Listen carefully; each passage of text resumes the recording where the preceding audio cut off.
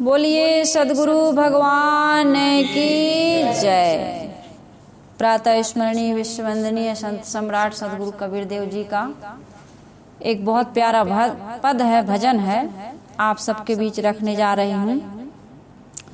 कबीर आश्रम देवरी चैनल की ओर से आप सभी के लिए शुभकामना है। आज का दिन सभी के लिए सुखद एवं मंगलमय हो। तो आइए सदगुरु कबीर साहब जी का यह भजन मैं आपके बीच रखूं।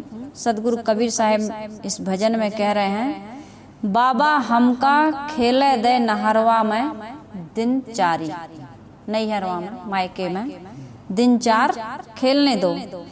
पहले बुलावा 3 जन आए। लड़की को जब लेने आते हैं तो पहले का जमाना था, पहले के जमाने की बात बता रहे हैं सदगुरु कबीर साहब, आज से 600-650 वर्ष पहले। आज तो ऐसा नहीं होता है जो सदगुरु कबीर साहब ने इधर लिखा है ना, आज ऐसा नहीं है। आज बहुत कुछ परिवर्तन हो गया है। साहब कह रहे हैं, पहले बुलाव 3 जन आए। कौन कौन आए 3 जन? नाऊ बम्भन बारी। पहले के जमाने में बड़ा थोड़ा सा ठाट बाट रहता था, लोग राजा रजवाड़ों का जमाना था, थोड़े से लोग बड़े लोग होते थे, तो ऐसे डायरेक्ट कोई लड़का लड़की को लेने, पत्नी को लेने पति नहीं चला जाता था। आज तो गाड़ी उठाए चले गए, माता पिता को भी पता नहीं रहता है। तो इसमें बता रहे हैं, बाबा हमको खेले दे नहरवा में दिन चारी। पहला बुलाव 3 जन आए, नाऊ बम्भन बारी। जाए के कह दो मोर बाबा को।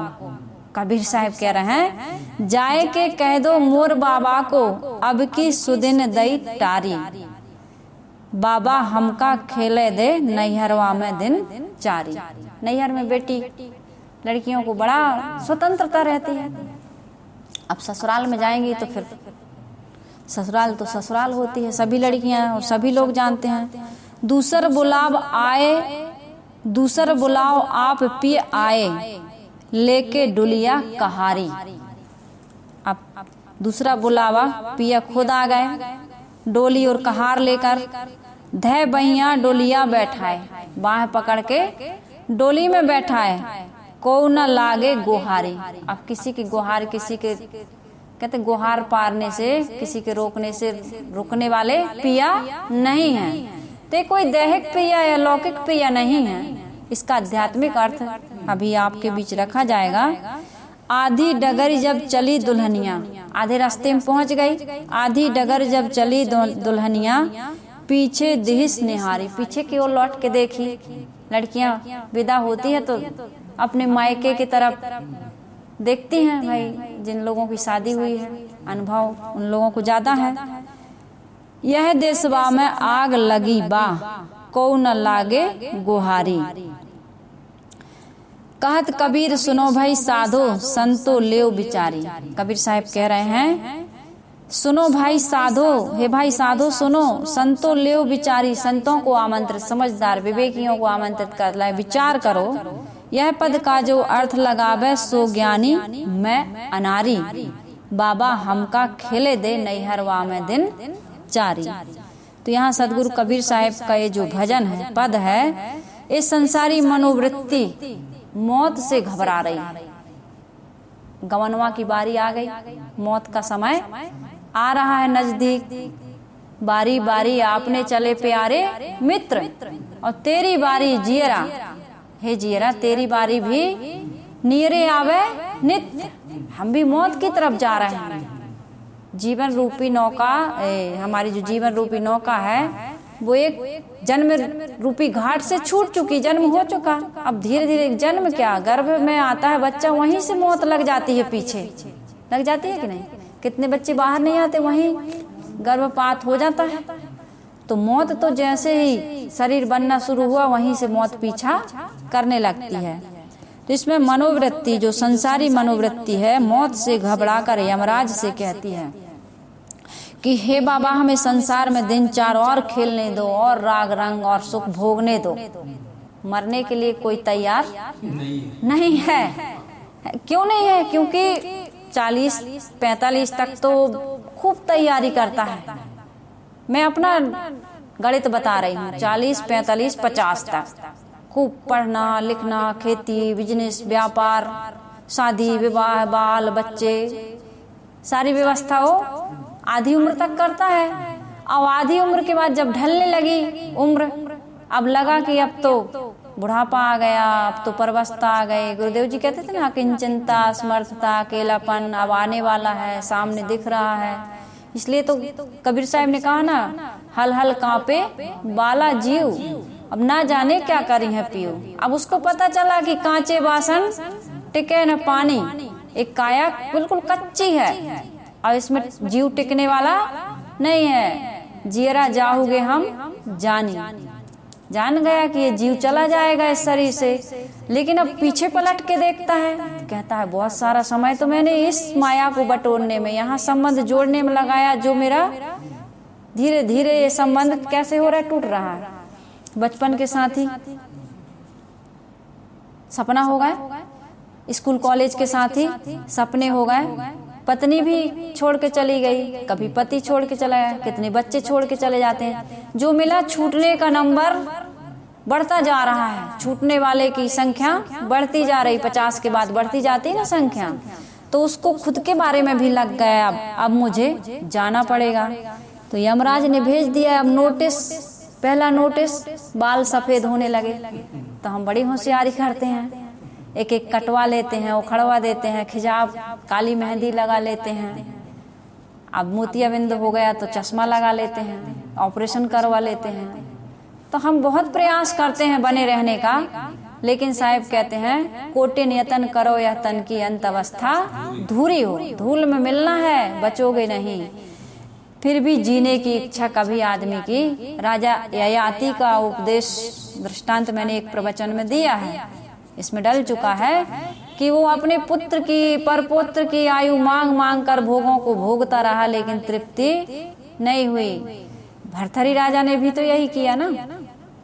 उन्होंने कहा कि भोग में चाहे जितना भोग भोगें, रोगी हो जाएंगे, चाहे जितनी धन संपत्ति हो, तृप्ति मिलने वाली नहीं है। सभी संतों ने, सभी महापुरुषों ने खूब हमने सुना और खूब हम जानते हैं पर मानते नहीं। यही हमारी बहुत बड़ी मिस्टेक है। ये छोटी सी बात जितना जानते हैं, मैंने अभी कह रही थी ना मैं, कि जो हम जानते हैं हम दूसरों को सुनाते हैं, लेकिन हम अपना ही सुन ले, मान लीजिए हम अपना ही उपदेश सुन लें तो हमारे लिए पर्याप्त है। दूसरे का हम सुने ना सुने, अपना ही सुन लें, अपना ही समझ में आ जाए, अपना ही हम, क्योंकि जीव, सभी जीव ज्ञानी है ना। मनुष्य तो फिर सर्वश्रेष्ठ जीवन है मानव जीवन।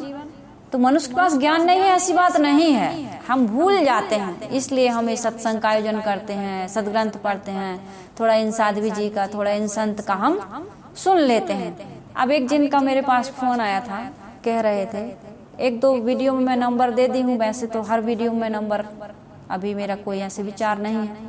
तो कह रही थी कि जब तक सुनते हैं तब तक शांति मिलती है जब तक सुनते हैं तब तक शांति मिलती है। तो ये कोई स्थायी इलाज, टेबलेट जब तक लेते हैं तब तक रोग दब जाता है, जड़ से ठीक तो नहीं हुआ। होम्योपैथी ऐसी है, आयुर्वेदिक इलाज एक ऐसा है कि जो जड़ से ठीक करता है, समय लगता है। तो समय भले लगे, लेकिन ये एलोपैथी में हमको स्थायी इलाज, दवा देता है, दवा नहीं वाली चीज है ये, रोग जड़ से ठीक करने वाली चीज नहीं है। तो सत्संग का एक नशा मत बनाइए, एक व्यसन मत बनाइए। सत्संग से अपने जीवन में परिवर्तन लाइए, सुधार करिए। बीड़ी पीते थे, एक बंडल पी जाते थे, एक कम, दूसरे दिन 2 कम, तीसरे दिन 3 कम। ये बीड़ी का उदाहरण छोटी सी बात है। गाली, झूठ, निंदा, लोभ, मोह, ईर्षा, जितने भी तुम अपने अंदर खुद देखिए, दूसरा कौन देखेगा। जो तू साचा बाणिया सांची हाट लगाओ, अंदर झाड़ू दे के कूड़ा दूर बहाओ, कौन बहाएगा दूर। हमारे कचड़े को तो हम ही दूर करेंगे बुहार के। हमारे अंदर में क्या क्या दोष है उसको कौन जानेगा, क्योंकि ऊपर से तो बड़ा पॉलिश करके रखते हैं हम। बताऊं तुम्हें श्याम मैं क्या कि क्या हूँ, अगर पूछिए सच तो बहुरूपिया हूँ। बिंदु जी का भजन है। हम बहुरूपिया बने हैं, कभी बड़े कंठी माला, तिलक, पूजा आरती, कभी राम नाम की माला, कभी मंदिर में जाके घंटी बजाने लगते हैं, शंख फूंकने लगते हैं, कभी अखंड रामायण का पाठ करने लगते हैं, कभी तीर्थों में चले जाते हैं, कभी दानी बन जाते हैं, पता नहीं क्या क्या बन जाते हैं हम। लेकिन अंदर वाला तो तुम्हारा मन तो जानता है, अंतःकरण तो जानता है कि कितनी कमी है अभी। तो इसमें ये बताया जा रहा है कि बाबा हमको खेले दे नैहरवा में दिन चारी, पहले बुलाव 3 जन आए, नाऊ ब्राह्मण बारी। ब्राह्मण नाई और बारी, बाल पकने लगे, आंखों से रोशनी कम हो गई, कम दिखने लगा, चाम में भी सिकन आ गई, मौत की ये क्या है सूचना। अब मन में आया कि अब तो मरने की, सीधी सीधी बात, मरने की अब घड़ी निकट आ रही है। तो ये मनोवृत्ति यमराज से घबरा करके कहती है अभी कुछ दिन और मुझे मोहलत दे दो,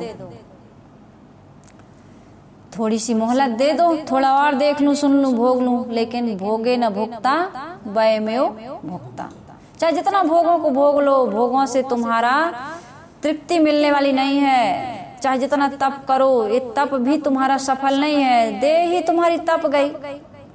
नासवान इस क्षणभंगुर देह से तुम कैसे तपस्या कर सको। सांच बराबर तप नहीं, कबीर साहब ने कहा झूठ बराबर पाप, तुम तो झूठे झूठे में लिपटे हुए हो। झूठ नहीं है जो दिखाई दे रहा है, जिस अर्थ पर हम बैठे हैं, जिस पृथ्वी पर ये गोल घूम रही है, घूम रही कि नहीं, और ये घूम रही इसलिए गति है, और जिस दिन ये थोड़ा सा रुक जाए, वैसे तो होगा नहीं, तो प्रलय आ जाएगा उसी दिन, और ये निर्माण पुष्टि विनाश की जो आवाज गति से क्रिया चल रही है ये थम जाएगी, संसार में सब प्रलय हो जाएगा। तो ये घूमने के कारण से ही क्रिया हो रही है, और इस क्रिया में परिवर्तन हो रहा है, और इस परिवर्तन में कुछ भी स्थिर रहने वाला नहीं है। और हम चाहते हैं कि यहाँ कुछ दिन और रह जाएं, स्थिर हो जाएं, जो हमने इकट्ठा करके रखा वैसे ही रहे, शरीर वैसा ही रहे, संबंध वैसा ही रहे, पद प्रतिष्ठा वैसी ही रहे, तो वैसा रहने वाला नहीं है। कितना भोगोगे आप बताइए, अनादिकाल से भोगते भोगते भोगते ही तो आ रहे हैं, लेकिन भोगों से तृप्ति मिली क्या, आगे भी मिलने की कोई संभावना नहीं। भोगों से तृष्णा और बढ़ती है। जैसे आप बीड़ी पीते हैं, कोई व्यक्ति बीड़ी पीता है, शराब पीता है, सिगरेट पीता है, मांस खाता है, कोई भी गलत काम करता है, दुराचरण या दुर्व्यसन करता है, और जो नहीं करता है उसको कभी याद नहीं आती, और जो करता है उसके बिना रह नहीं सकता। भोग भोग के गुरुदेव जी कहते थे, मेरी एक ट्रेन में यात्रा थी, रिजर्वेशन था, गुरुदेव जी का ये संवाद में बता रही हूँ, संस्मरण है उनका। तो सामने कहते एक धनी मानी महिला बैठी थी, देख के लगता था कि अच्छी प्रतिष्ठित धनी परिवार की महिला है। तो उसके पास एक पान बनाने की एक चुलिया, हमारे यहाँ कहते हैं क्या बोलते हैं उसको, सामान, पात्र जिसमें रखे रहते हैं, जाफरानी है, चूना है, खैर है, सब भी सामान। तो माता जी निकालती थी उस पान रखने वाले पात्र को, फिर उसको पान को बढ़िया झाड़ती थी, फिर उसमें चूना, खैर, जाफरानी पत्ती, जो भी मसाला है सब डालती थी, और 15 मिनट में कूच काच के आधा घंटा खत्म, फिर निकालती थी, फिर बनाती थी। तो गुरुजी ने देखा ऐसे, सामने ही उसका रिजर्वेशन था, गुरुदेव जी ने बताया था, मुझे याद है। तो देखते थे वो, तो कहे गुरुदेव जी कहे अपने साथियों से कि देखो माता जी का कितना लंबा काम है, अब इस काम को कोई छीन ले तो माता जी परेशान हो जाएंगे। उनको कहो पान बिना पान खाए रहना सरल है, तो माता जी की समझ में ये बात आने वाली नहीं है। लेकिन जो नहीं खाता है सचमुच में बिना पान खाए सरल है। बताइए, हम लोग कोई नशा नहीं करते हैं, लोग कहते हैं साहब जी चाय, हम लोग कहते हैं चाय नहीं पीते, तो कॉफी नहीं, कॉफी भी नहीं पीते हैं, जरूरत ही नहीं है। तो बिना चाय बिना कॉफी के, तो चाय बनाने में कितनी झंझट है, कितनी झंझट, कितना खर्च है। ऐसे ही है दुनिया का ये सारा चीज। संयम के बिना जीवन में शांति आने वाली नहीं है, संतोष होने वाला नहीं है। लेकिन लोग कहते हैं शादी ना करें, फिर हमारी सेवा कौन करेगा? तो मतलब तुम्हें बिल्कुल पक्का निश्चय करके बैठे हो कि सेवा की जरूरत पड़ेगी ही, तुम्हें रोग बीमारी व्याधि घेरेगी ही। बुढ़ापे के लिए तुम बहुत बैंक बैलेंस संपत्ति इकट्ठी करके रखे हो, बुढ़ापा आएगा तो पता नहीं शरीर की क्या दशा होगी। ये पैसा उसके लिए थोड़ा सा इकट्ठा कर क्यों रखे हो? तुम जब अपने लिए अच्छा नहीं सोच सकते तो बुरा क्यों सोचते हो? क्यों सोचते हो बुरा। गुरुदेव जी ने जब वैराग धारण किया और लगा उनके पिताजी को कि अब राम सुमरन नहीं रहेंगे, साधु हो जाएंगे, उन्होंने समझाने का प्रयास किया। तो गुरुदेव जी ने कई उदाहरण दिए, उनके पिताजी ने गुरुदेव जी को कई उदाहरण दिए, बुढ़ापे में कौन सेवा करेगा, देखो वहां के संत का ये हुआ, कई प्रकार के समझाए होंगे। तो गुरुदेव जी ने कहा कि जैसे पशु हैं, पक्षी हैं, उनकी सेवा कौन करता है, उनका सब हो जाता है प्रारब्ध के अनुसार, और प्रारब्ध ही के अनुसार होता है। कोई बच्चे, पत्नी, पति, कोई किसी का साथी नहीं है कि है। मन भी हमारा अकेला है, तन भी हमारा अकेला है, प्रारब्ध का जो भोग है वो अकेले को ही भोगना है। ये बड़ा भ्रम है लोगों को, बहुत भ्रम है लोगों को। तुम्हारा मन किसी से कितना भी मिल जाए फिर भी तुम्हारा मन अकेला है। एक भजन, बहुत अच्छा भजन मैंने अभी सुना है, कल भी मन अकेला था आज भी अकेला है, कल भी मन अकेला था आज भी अकेला है, जाने मेरी किस्मत ने, जाने मेरी किस्मत ने कैसा खेल खेला है, कल भी मन अकेला था आज भी अकेला है, ढूंढते हो तुम खुशबू कागजी गुलाबों में, प्यार सिर्फ मिलता है आजकल किताबों में, ढूंढते हो तुम खुशबू कागजी गुलाबों में, प्यार सिर्फ मिलता है आजकल किताबों में, रिश्ते नाते झूठे हैं स्वार्थ का झमेला है, रिश्ते नाते झूठे हैं स्वार्थ का झमेला है, जाने मेरी किस्मत ने, जाने मेरी किस्मत ने कैसा खेल खेला है, कल भी मन अकेला था आज भी अकेला है। कल भी हमारा मन अकेला था, इसलिए हमने साथी, संगी, बराती, बहुत नाते रिश्ते बनाए। जन्म हुआ आधे 50% रिश्ते बन जाते हैं, और उतने में जीव को संतोष नहीं मिलता तो विवाह करता है तो पूर्णता आ जाती है। 100 में 100 है ना।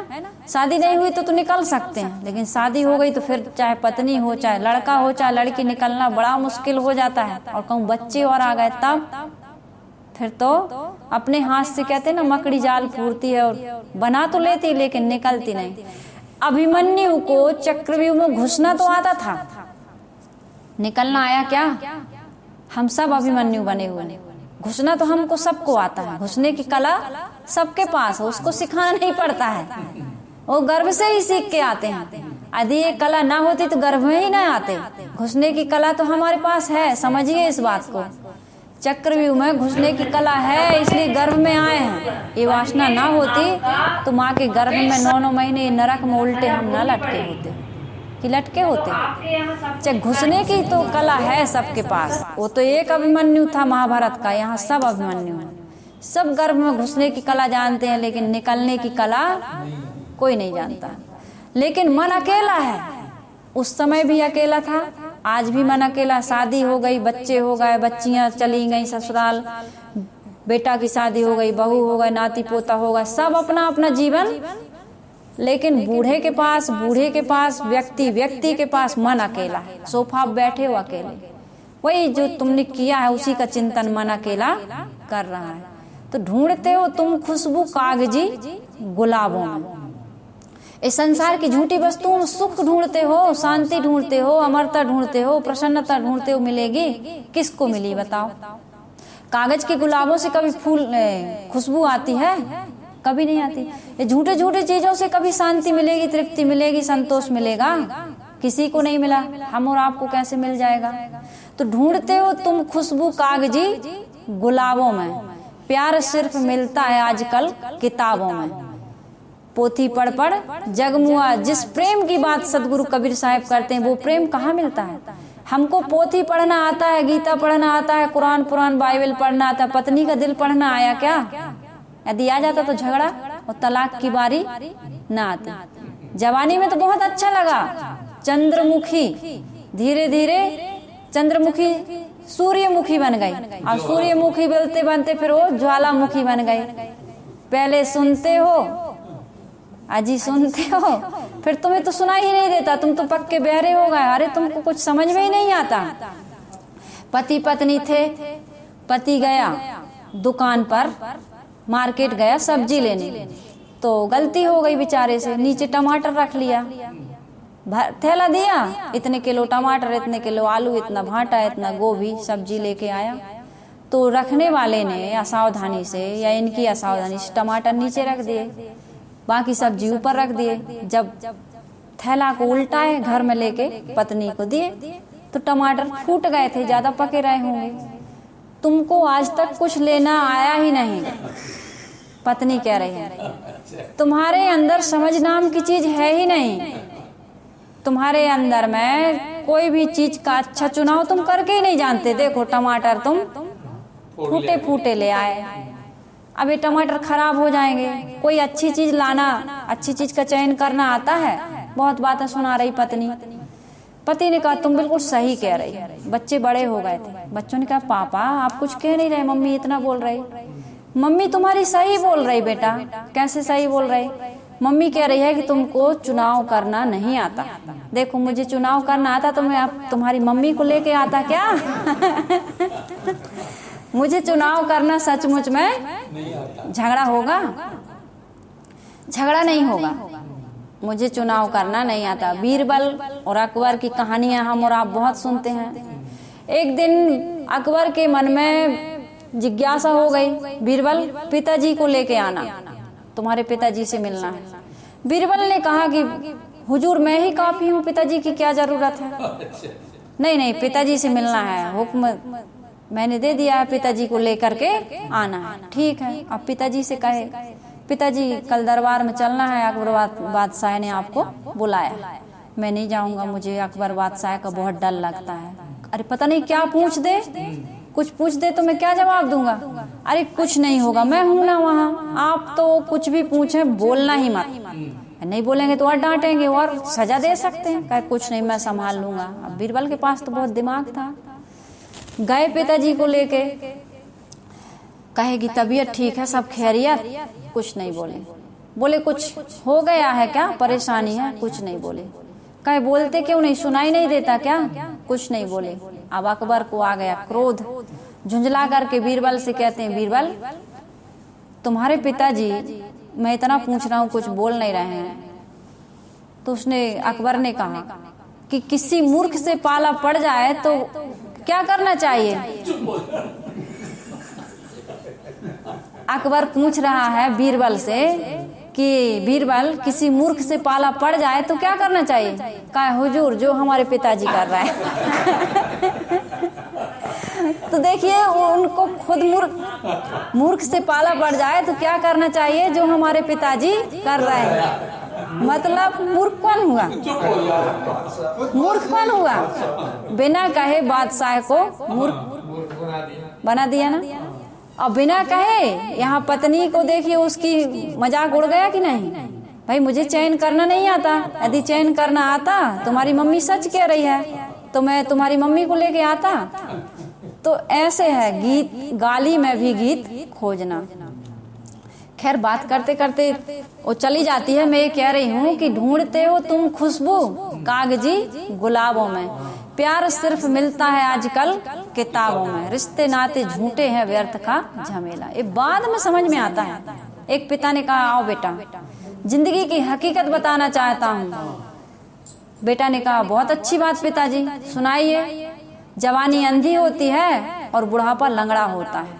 अंधा लंगड़े की कहानी आपने सुनी होगी बचपन में, किताबों में है ना, अपने पाठशाला में आती थी। एक अंधा था एक लंगड़ा था, गांव में आग लग गई, निकले कैसे? अंधे ने कहा अपने कंधे पे बिठा लो, नहीं लंगड़े ने कहा अंधे से अपने कंधे पे बिठा लो, मैं लंगड़ा जरूर हूँ रास्ता दिखाऊंगा और तुम अंधे जरूर हो, आग से बाहर निकल जाएंगे। बूढ़ा आदमी लंगड़ा होता है होश तो है लेकिन जोश नहीं, कुछ कर नहीं सकता है, लेकिन रास्ता स्पष्ट दिख रहा है उसको। लेकिन जवान अंधा है, गति तो है लेकिन दिशा नहीं है उसकी सही। तो बूढ़ा और जवान दोनों मिल जाएं, पिता और पुत्र जहां बैठ करके एक साथ ईटिंग और मीटिंग हो, संवाद हो, सलाह हो, मार्गदर्शन हो, मानने वाला हो, तो उस घर में कभी भी दुख नहीं आ सकता। तो यह है अंधा और लंगड़े की कहानी। तो उसमें मैं ये बता रही थी, क्या बता रही थी अभी, किस चीज को लेके बता रही थी? हाँ, इसमें है रिश्ते नाते झूठे हैं, व्यर्थ का झमेला है, वो निकल गया मेरे दिमाग से। प्यार सिर्फ मिलता है कागजी किताबों में, रिश्ते नाते झूठे हैं, व्यर्थ का झमेला है। ये व्यर्थ का झमेला है। पिता ये कह रहा था, बेटा आओ जिंदगी की हकीकत मैं तुम्हें बताना चाहता हूँ।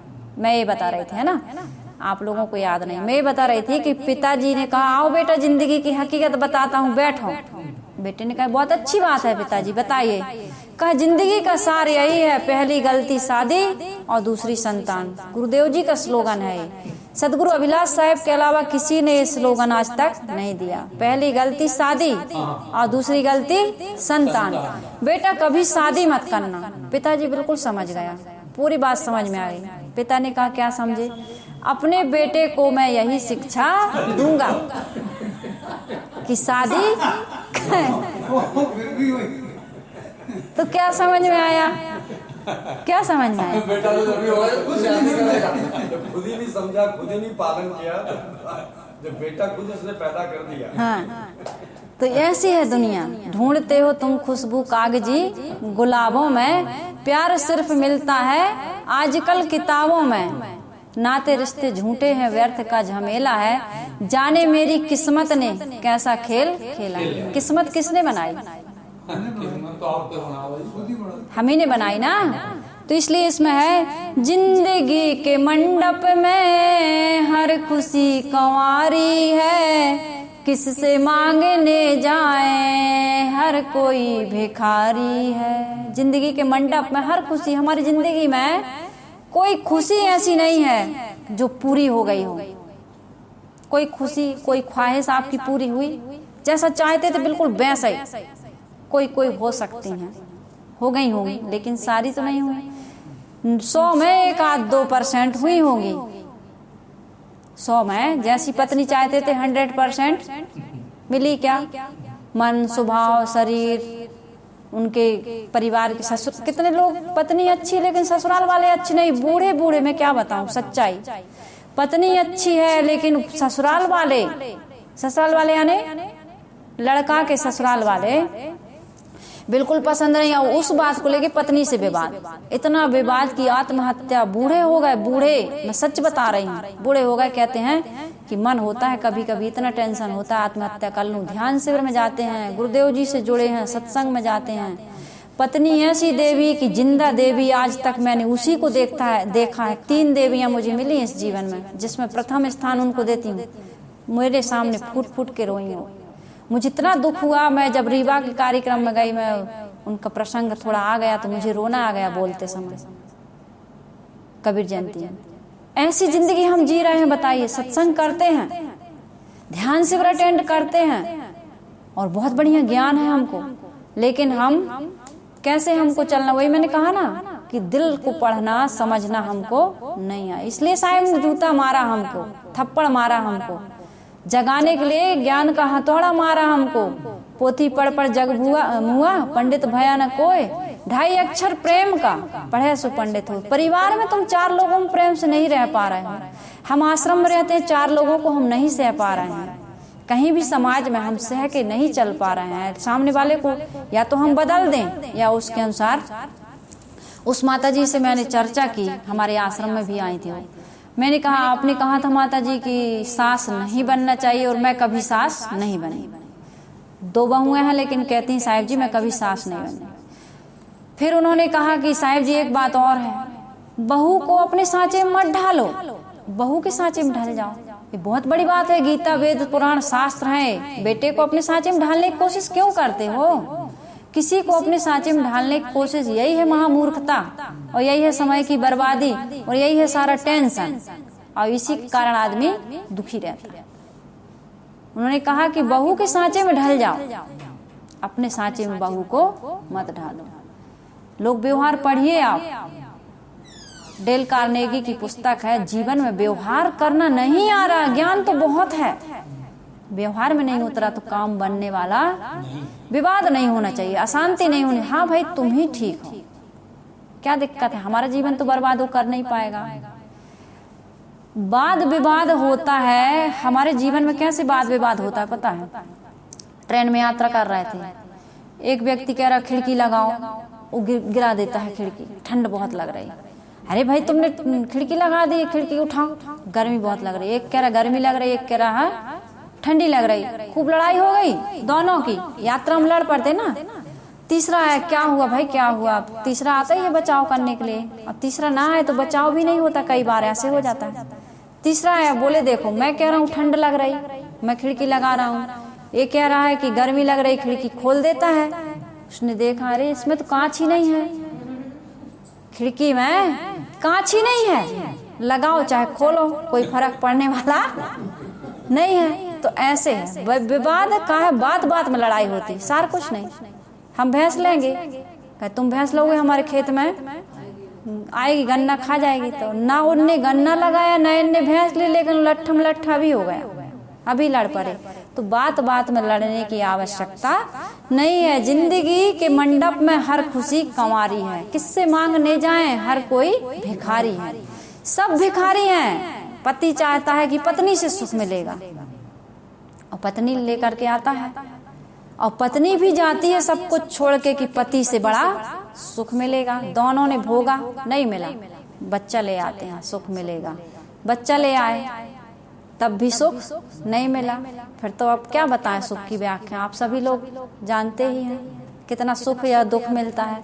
सदगुरु का हाँ?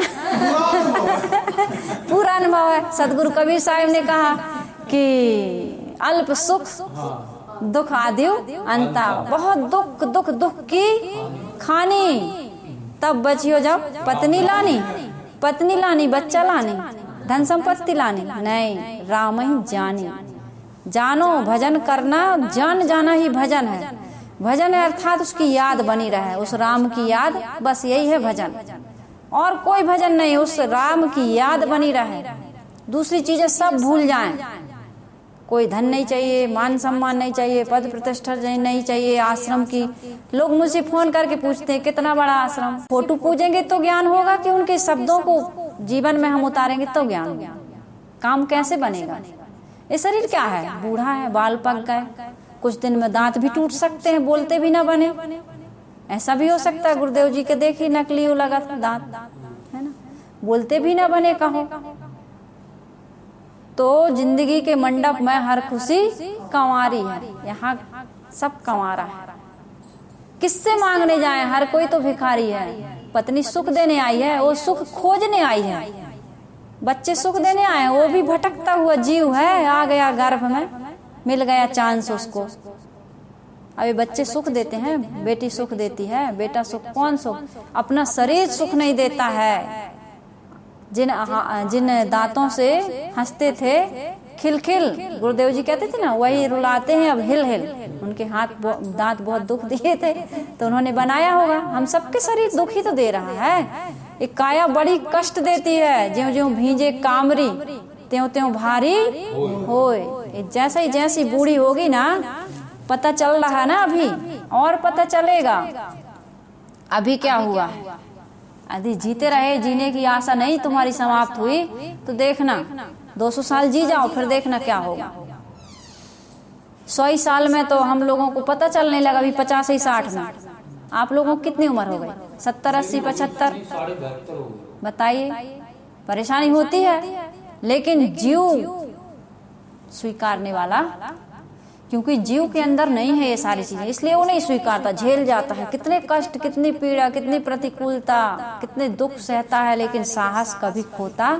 महासाहसी है जीव, इसके अंदर दुर्बलता नहीं है। इसलिए इतना कष्ट रोज नहला रहा है, धुला रहा है, खिला रहा है, पिला रहा है, भूख प्यास, ठंडी गर्मी, रोग व्याधि, सब अनुकूलता प्रतिकूलता, संयोग वियोग सब सह जाते हैं हम, फर्क नहीं पड़ता। लेकिन ज्ञानी आदमी को फर्क पड़ता है। अब इस शरीर में नहीं आना है। वो सुख में दुख और दुख में सुख हमारी उल्टी दिशा है और उसकी उल्टी दिशा है। तो जिंदगी के मंडप में हर खुशी कंवारी है, किससे मांगने जाए हर कोई भिखारी है। कह कहो कि आंखों में आंसुओं का रेला है, कहे ठहाके मार के हंसने वाले भी अंदर अंदर रो रहे हैं। इस दुनिया में कोई खुश नहीं है। आदमी ऊपर से हंसता है, हर कोई व्यक्ति, एक कोई छुपा ले चाहे जितना, हर कोई व्यक्ति ऊपर से हंसता है, अंदर से खुश। अंदर से खुश तो वही है जिसने संसारिकता का त्याग कर दिया। लेना न देना मगन। हाँ, मगन वही रहता है जिसको लेना देना जिसका बंद। ना कोई बही है, ना कोई खाता है, ना कोई लेन देन उधारी है, ना नगद है, कुछ नहीं। तो यहाँ इस भजन में कह रहा है, दूसरा बुलावा आए आप पिए आए, लेके डोलिया कहारी, धै बहिया डोलिया बैठाए, को न लागे गुहारी। अब पिया आएंगे, यमराज से तो वाद विवाद हो रहा है, थोड़ा मोहलत मांगी जा रही, लेकिन जब मौत आती है तो किसी की सुनती नहीं, पकड़ के हाथ। अब कोई हाथ ऐसे भौतिक लौकिक दृष्टि से तो नहीं पकड़ती है, लेकिन मौत आएगी ना, जब पिया आई है लैन गंवनवा, एक न चल है तोर बहनवा। पिया जब लेने आएंगे तो कोई बहाना आएगा, बुलावा तो जाना पड़ेगा। सर तुझको आखिर, मौत के आगे सबको सर झुकाना है, सर तुझको आखिर झुकाना पड़ेगा। वहां ना चलेगा बहाना किसी का, नहीं चाहिए दिल दुखाना। अपना भी दिल ना दुखाओ और किसी दूसरे का भी ना दुखाओ। तो एक दिन आएंगे और तुम्हारे पिया तुमको उठा के ले जाएंगे। आधी डगर जब चली दुल्हनिया, पीछे देश निहारी, यह देशवा में आग लगी बा, को न लागी गुहारी। अब जीवन हमारा आगे दिख रहा है कि मौत आ रही है, अब पीछे लौट के देखते हैं तो कौन तुम्हें गुहार लगाओगे? सब तो तुम्हारे मित्र इष्ट सब चले गए छोड़ छोड़ के। किसी की शादी हो गई वहां चले गए, किसी की नौकरी कहीं लग गई वहां चले गए, कोई यहाँ दुनिया ही से चले गए। तो पीछे तुम चाहे जितना मुड़ के देखो सपना है, बीत गया मुर्दा है, आने वाला सपना है, जिसमें हम बंधन काटे वर्तमान समय अपना है। तो इस देशवा में आग लगी बा, को न लागी गुहारी। उस देश में तो आग लग गई, अब वहां जल के नाश राख हो गया। बीता जीवन, आज आप 72 साल बता रहे हैं, 72 साल पहले का सब कुछ जल करके, हाँ है कुछ बचा? कुछ भी नहीं। ढूंढने जाओगे तो मिलने वाला नहीं है। आज का पल कभी कल आने वाला नहीं है। जो बीत गई, जो बात गई सो बात गई, वह बात न वापस आती है। बारात गई दुल्हन लेकर, बारात न वापस आती है। दुल्हन लेने जो बारात जाती है, जीवन में एक ही बार जाती है। जो भी पल आ रहे हैं हमारे जीवन में एक ही बार आएंगे। इन पलों को अच्छा जियो। ये पल पल बड़े कीमती हैं। जो श्वासों का खजाना मिला है बड़ा कीमती है। इस पल को, एक भी पल आपको बर्बाद नहीं करना है। जो मिला है, शरीर मिला है, धन संपत्ति मिली है, पद प्रतिष्ठा मिली, सदुपयोग कर लो। जो मिला है इसका सदुपयोग करने के लिए मिला है। यदि आपने इसका सदुपयोग नहीं किया तो तुम्हारे हाथ से गई। जुआ में हारे हुए जुआड़ी की तरह एक दिन तुम रोते हुए पश्चाताप करते हुए जाओगे। तो रोते रोते जन्म लेना बुरी बात नहीं है, प्रकृति का नियम है। शिकायत करते हुए जीना और पश्चाताप करते हुए जाना, ये जिंदगी की बहुत बड़ी हार है। तो इस हार में हमको नहीं पड़ना है, बल्कि जीत का हार पहन के जाना है। तो इसमें साहिब कह रहे, कहत कबीर सुनो भाई साधो, संतो ले विचारी। है संतो, हे समझदार लोगो, विवेकी हो, समझो, विचार कर लो, क्योंकि ये समय तुम्हारा फिर बार बार ना पई हो मानव जन्म की मौज। ये सुनहला अवसर फिर तुम्हें मिलने वाला नहीं है। गोस्वामी जी ने भी खूब कहा, कबीर साहब ने भी कहा, सभी महापुरुषों ने कहा, विवेकियों ने, समझदारों ने कहा। जो भटक जाते हैं ना और अन्य उपलब्धियां हासिल करते हैं, किसी भी क्षेत्र की नाम नहीं लूंगी मैं, अंत में वो यही कहते हैं। केवल संत नहीं कहते हैं कि अब जीवन में संत नहीं बनना है, बाकी सब कहते हैं कि जीवन व्यर्थ चला गया। चाहे वो गायक हो, कोई भी हो, मैं नाम नहीं लेना चाहती, सबको अंत में पश्चाताप करना पड़ता है। यह पद का जो अर्थ लगावे सो ज्ञानी मैं अनारी। सदगुरु कबीर साहब कहते हैं, संतो भाई सुनो, इस बात पर जो विचार करेगा, जो इस पद का अर्थ समझकर संसार की मोह माया से सावधान हो जाएगा, वह ज्ञानी है, उसके आगे मैं अनाड़ी बनने के लिए तैयार है ना। तो इस जीवन में हमें क्या करना है, बस अपना काम करना है, अपने आप को देखना है। दूसरे को देखते देखते देखते देखते हमारा समय बहुत बर्बाद हो गया। अब कितने घरों में ऐसा होता है, पत्नी को समझाने लग जाते हैं, पत्नी पति को समझाने, कहते हैं अब ये नहीं समझेंगे, ये साधन नहीं करेंगे तो हम कैसे कर पाएंगे। कोई समझता नहीं है, लेकिन आप समझ सकते हो, आप पर आपकी सुवस्था है, दूसरे पर कोई सुवस्था, चाहे पत्नी हो, चाहे पति हो, चाहे बच्चे हो, कोई भी हो, जीव का अपना संस्कार है। तो कुछ समय के लिए आप लोगों ने सुना होगा ओ निर्मोही राजा की कहानी, है ना।